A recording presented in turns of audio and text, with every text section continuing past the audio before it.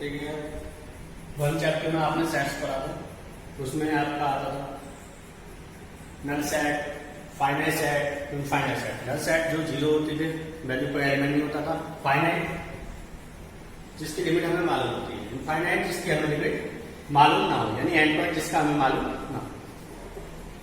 उसके बाद उसमें आपने यूनियन, इंटरसेक्शन, सेट, सबसेट, ये सब पढ़े थे। अब इसमें क्या है, फंक्शन, रिलेशन एंड फंक्शन। अब फंक्शन के बारे में पढ़ेंगे और रिलेशन में जैसे आपका फर्स्ट सम हमें दिया हुआ है x/3 प्लस 1 एंड y-2/3। ये वैल्यू दी हुई है LHS में, और RHS में है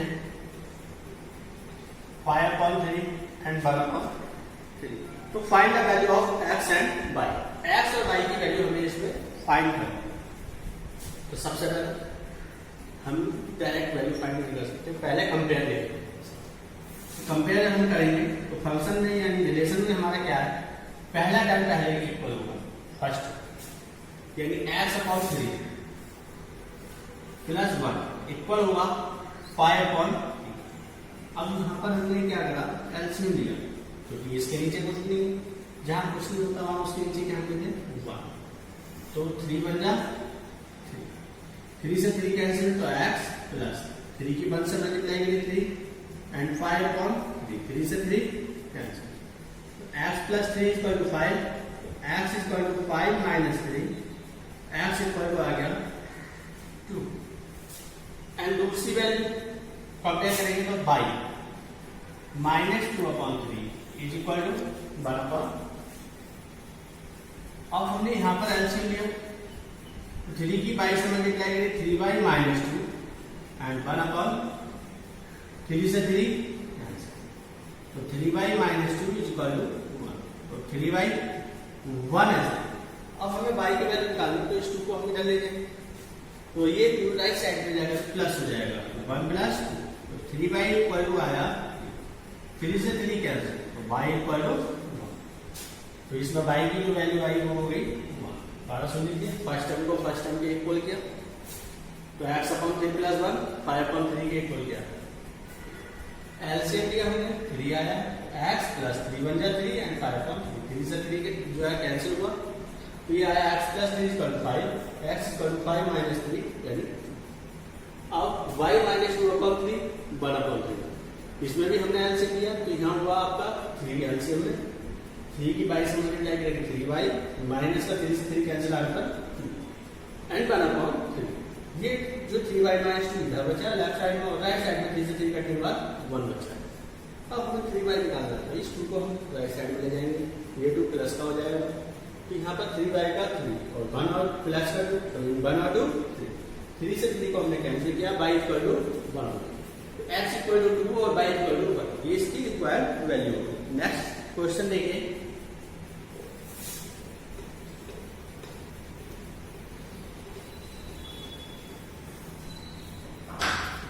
नेक्स्ट में कह रहा है कि A set has 3 elements and B 3 4 5।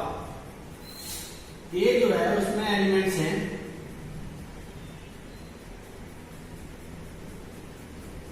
3 और B में है 3 4 5। तो हमसे क्या find the number of elements in A cross B। Number of element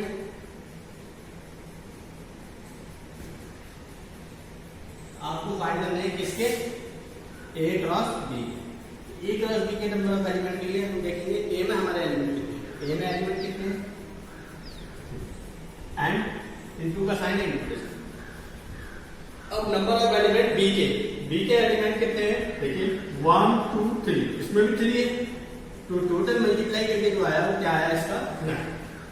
तो नंबर ऑफ एलिमेंट टोटल जो A क्रॉस B के होंगे कितने होंगे 9, ये इसका आंसर। नेक्स्ट देखिए,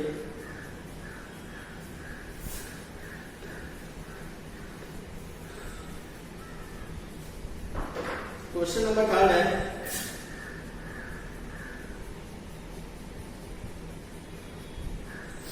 7 8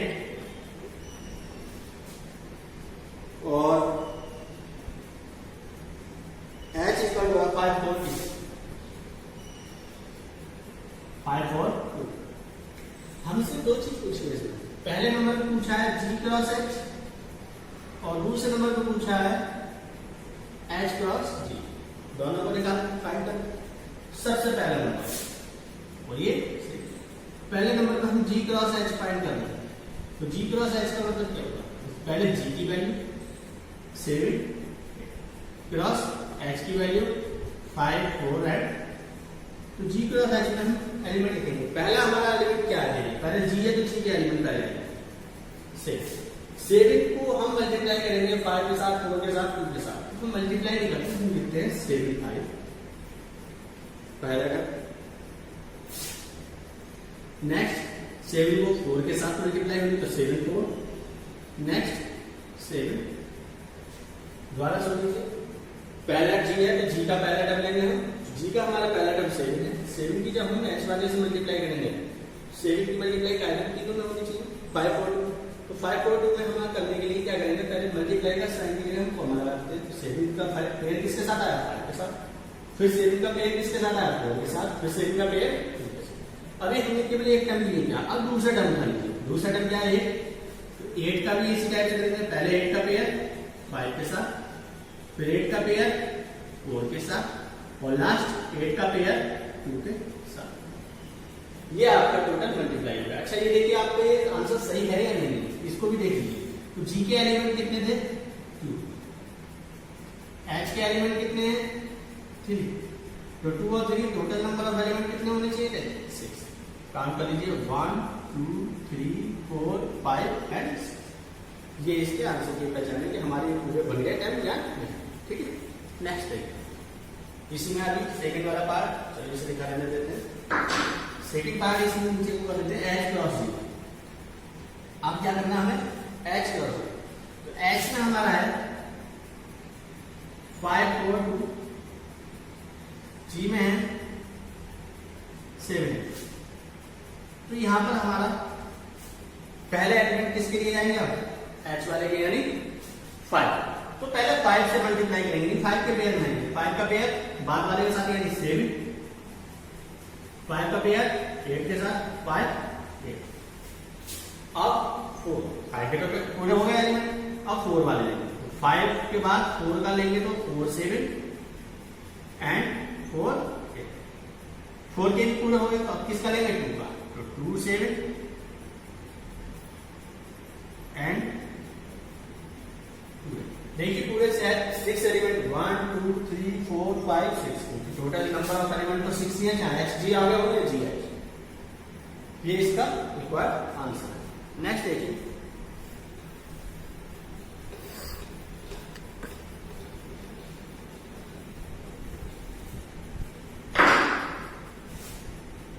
नेक्स्ट क्वेश्चन है क्वेश्चन नंबर 4।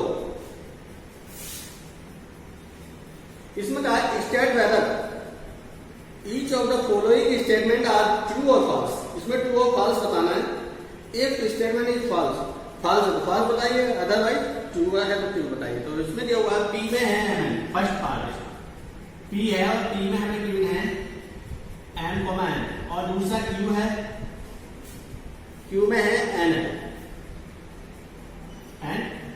तो हमसे कहा है पी क्रॉस क्यू क्या होगा, क्रॉस या ट्रू होगा या फॉल्स ये बताना।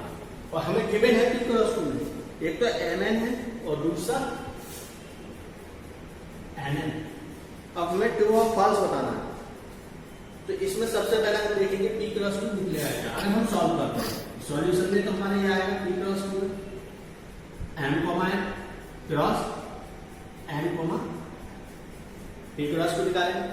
पी क्रॉस क्यू में फर्स्ट टर्म एम, एम को पहले हम इसके टर्म के साथ लेंगे तो एम एन, दूसरे टर्म के साथ लेंगे तो एम, अब एन के साथ लेंगे तो एन एन, और एन के साथ लिया हमने एन।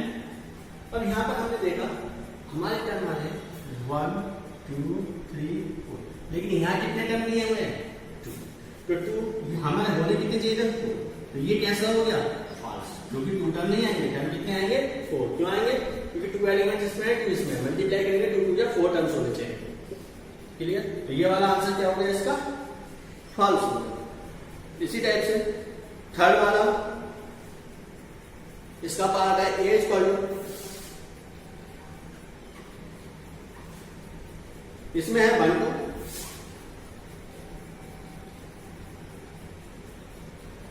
बी है 3 4, हमसे कहा गया है A cross B intersection 5 is equal to 5। तो देखिए सबसे पहले हम इसमें क्या करेंगे, एलएचएस लेंगे। यहां पे कर देता हूं इसको, एलएचएस लिया आपने। एलएचएस में आपका बी क्रॉस 5 आता है पहले, ये पूरा सम तो ये है A into B cross B intersection 5। तो हमने इसमें पहले निकाला बी इंटरसेक्शन 5, बी और 5 का मतलब होता है 0। तो हमारा जो इसमें कोई भी कॉमन नहीं आएगा, क्योंकि 0 से क्या कॉमन लेंगे, हम कुछ भी कॉमन नहीं ले सकते। तो हमारा इंटरसेक्शन क्या रहेगा, केवल 5। अब उसने कहा कि ए का क्रॉस किसके साथ, बी इंटरसेक्शन 5। बी इंटरसेक्शन 5 यानी क्या वैल्यू है, 0 ही तो वैल्यू है। तो 0 की जब किसी नंबर से 0 करो तो 0 ही आता है, यानी क्या रहेगा वो 0 यानी 5। ये हमारे आरएचएस, ये इसका रिक्वायर्ड आंसर है। तो ये क्या हो गया हमारा, जो हो गया या फॉल्स थर्ड वाला, ये हमारा हो गया। देखिए उसने जो कहा था वो एलएचएस आरएचएस की इक्वल आ गई, जब इक्वल आ गई तो हमारा ये हो गया 2, क्योंकि उसने भी यही कहा। अब नेक्स्ट देखिए,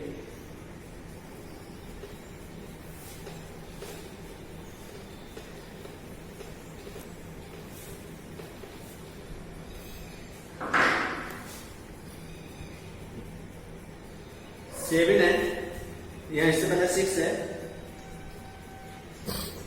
6 में हमसे कहा है ए क्रॉस बी गिवन है, ए क्रॉस बी वो है A X A Y and B X B Y. अब उसने कहा है कि फाइंड ए एंड बी।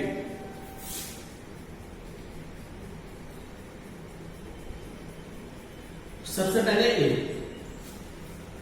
मैंने इसमें आपको क्या बताया था कि जो पहले होता है उसके एलिमेंट पहले वाले होते हैं, ये तो बताया था पहले लिए जाते। तो पहले ए है, तो ए के एलिमेंट तो पहले आ रहे हैं। पहले क्या आया हमारा ए, इसमें क्या आया ए, हम लिख चुके, दोबारा नहीं नोट करेंगे। फिर हमारा नंबर बी, इसमें आ गया नंबर। इसी टाइप से बी का नंबर बी बाद में लिखा हुआ है सेकेंड नंबर पे, तो सेकेंड नंबर वाले बी के एलिमेंट तो क्या हो गया, पहला एक्स, दूसरे क्या हो गया वाई, और दोबारा हम देखेंगे तो एक्स में वाई भी होना है, वो हम लिख चुके हैं, तो इसको नहीं लिखेंगे। तो हमारे ए के एलिमेंट ए बी के एक्स वाई, इसके भी 2 एलिमेंट, इसके भी 2, तो टोटल मिलके कितना बनना चाहिए इनका 4। देखिए 4 एलिमेंट थे 1 2 3, यानी ये जो ए और बी है इसकी रिक्वायर्ड वैल्यू। ठीक है, नेक्स्ट देखिए,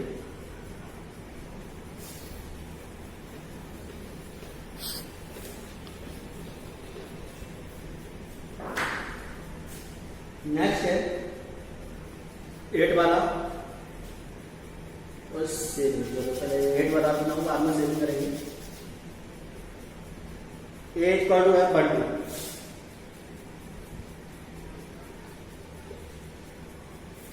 बी इक्वल टू 3 4। ये गिवन होने के बाद उसने हमसे कहा राइट ए क्रॉस बी, हमें ए क्रॉस बी हमें यहां पर राइट करना है, यानी क्या होगा, तो ए क्रॉस बी के लिए हमें क्या करना है, पहला ए का एलिमेंट पहले ए लिखा हुआ है 1 2 क्रॉस बी का 3 4, मल्टीप्लाई करेंगे तो पहले ए के एलिमेंट, क्योंकि ए पहले है तो 1, तो 1 का 3 के साथ पेयर, 1 का 4 के साथ पेयर। फिर दूसरे नंबर पर 2 है, 2 का 3 के साथ पेयर और 2 का 4 के साथ पेयर। दोबारा देख लीजिए, पहले ए लिखा हुआ है, ए से हम स्टार्ट करेंगे, यानी पहले नंबर से, तो 1 का 3 के साथ पेयर और 1 का 4 के साथ।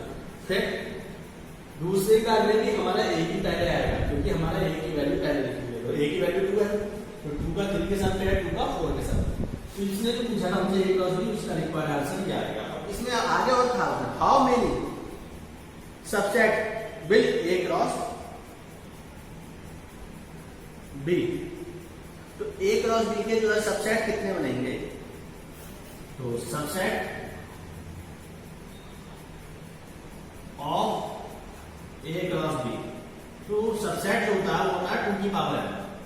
अब इसमें एलिमेंट है कितने हमारे ए क्रॉस बी में, देखिए 1 2 3 4, 2 की पावर, क्योंकि n कितना है इसमें नंबर ऑफ एलिमेंट 2 की पावर 4, और 2 की पावर 4 कितना होता है 16। तो जो इसके हमारे सबसेट बनेंगे वो कितने बनेंगे 2 की पावर 4 यानी 16। ये इसका रिक्वायर्ड आंसर। नेक्स्ट देखें,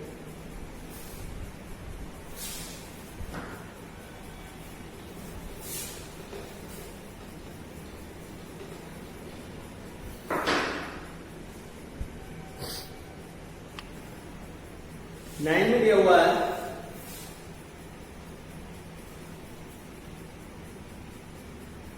एन ए 3 है, एन बी 2 है। एन ए यानी नंबर ऑफ एलिमेंट किसके ए के 3 है, नंबर ऑफ एलिमेंट बी के 2।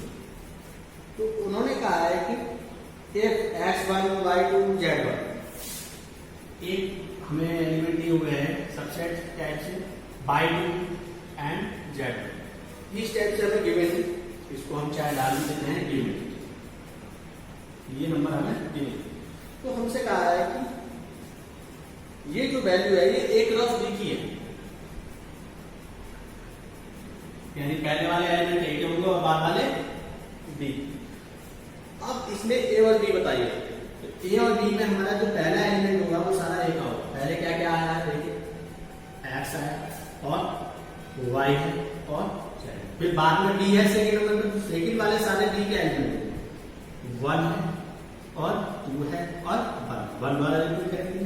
तो देखिए ये हमने सही दिखाया है, इसके लिए हमारा नंबर ऑफ एलिमेंट ए में कितने थे 3, तो देखिए 3 है। इसी टाइप से बी में नंबर ऑफ एलिमेंट 2 थे, तो B element number of B के कितने हो गए 2 हो गए। ये इसका रिक्वायर्ड आंसर। ओके, नेक्स्ट देखिए, मैं क्या कहता क्वेश्चन नंबर 7 करने का था, उसको भी बता ही देता हूँ। रहने का 7 में कहा जाए ए गिवन है 1 2, बी है 1 2 3 4। ए में है 1 2, बी में है 1 2 3 एंड 4, और इसमें सी भी है और डी भी है। सी में है 5 6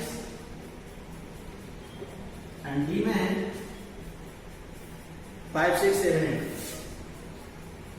5 6 7। अब हमें प्रूव करना है A cross B intersection C equal में है A cross B, A cross C और दोनों का इंटरसेक्शन। तो मैं इसमें से एलएचएस लेता हूं। सबसे पहले एलएचएस में हमारा है ए क्रॉस बी इंटरसेक्शन सी। सबसे पहले हम बी इंटरसेक्शन सी फाइंड करेंगे। तो बी इंटरसेक्शन सी, बी और सी में कॉमन क्या है, ये बी और सी है, इन दोनों में कॉमन कुछ है ही, बी और सी में कॉमन नहीं कुछ भी, क्या हो गया 5। अब इसका ए के साथ क्रॉस है, तो ए के साथ क्रॉस यानी ए की वैल्यू क्या है 1 2 और क्रॉस है 5 के साथ। 5 के साथ किसी का भी क्रॉस करो सब 5 हो जाता है, यानी 0 नहीं। दूसरी चीज exercise 2.3 chapter 2 relation and function, क्योंकि 2.1 वगैरह हम ये पढ़ा चुके हैं। अब 2.3 आते हैं, तो 2.3 में आपका क्वेश्चन नंबर 2। इसमें गिवन है find the domain and the range of the following function. Domain और रेंज आपको उसमें फाइंड करनी है। तो हमें गिवन है एफ एक्स इक्वल टू है √9 माइनस एक्स स्क्वायर।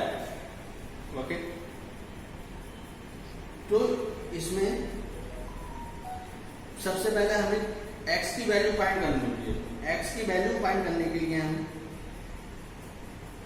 फंक्शन को 0 लेंगे, एफ एक्स इक्वल टू 0। जब हमने फंक्शन 0 लिया तो 0 इज इक्वल टू होगा √9 माइनस एक्स स्क्वायर। स्क्वायर बहुत साइड करो या इसको इधर ले आओ, तो 0 इज इक्वल टू आया 9 माइनस एक्स स्क्वायर। जब इधर आएगा तो ये प्लस का हुआ और इधर नहीं। हमें निकालने क्या है इसमें x की वैल्यू। एक्स जब भी फाइंड करना होता है तो सामने वाले पे रूट आ जाता है स्क्वायर डालने का। X equal two plus minus, x की टू वैल्यू आ गई है, +3 है -3। अब इसमें हमें ये बताना है कि डोमेन क्या होगा और रेंज क्या होगा। तो डोमेन का मतलब हो गया एक्स की वैल्यू कहां से स्टार्ट हुई, -3 और कहां तक गई प्लस, तो -3 और +3 के बीच में ये डोमेन। दूसरे का था रेंज हमेशा एक प्लस में लेंगे, तो प्लस में लेने के लिए एक्स की वैल्यू क्या होगी 3, या हम ऐसा करें शुरू से लेते हैं तो 0 से स्टार्ट होगा, क्योंकि प्लस वैल्यू 0 से स्टार्ट होगी, तो 0 और एक्स और यहां से हो गया, यानी जो डोमेन है वो हो गया -3 से +3 वैल्यू पे, और रेंज हो गया हमारा 0 और 3। नेक्स्ट देखिए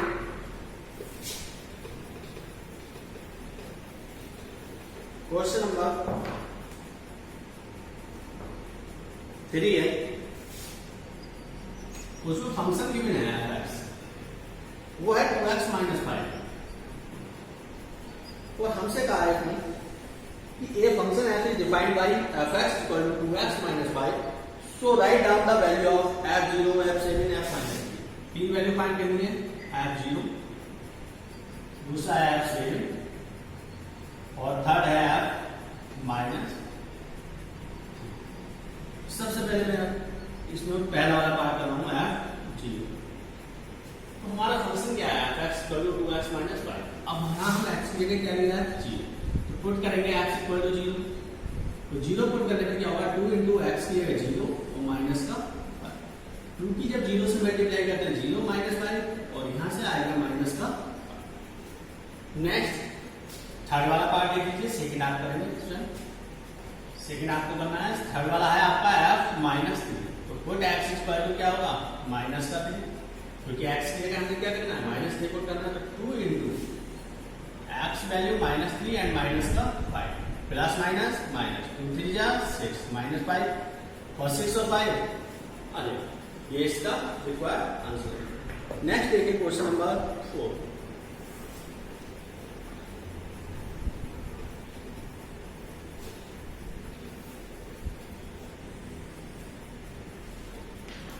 क्वेश्चन नंबर 4 में है कह रहे हैं the function of t match temperature in the Celsius into the temperature in the degree Fahrenheit is defined by Celsius और डिग्री फ़ारेनहाइट का जो डिफाइंड का है आपका इसमें दिया हुआ है, वो टीसी टेम्परेचर से डिफाइंड है वो है 9c/5 और प्लस में वैल्यू है 30।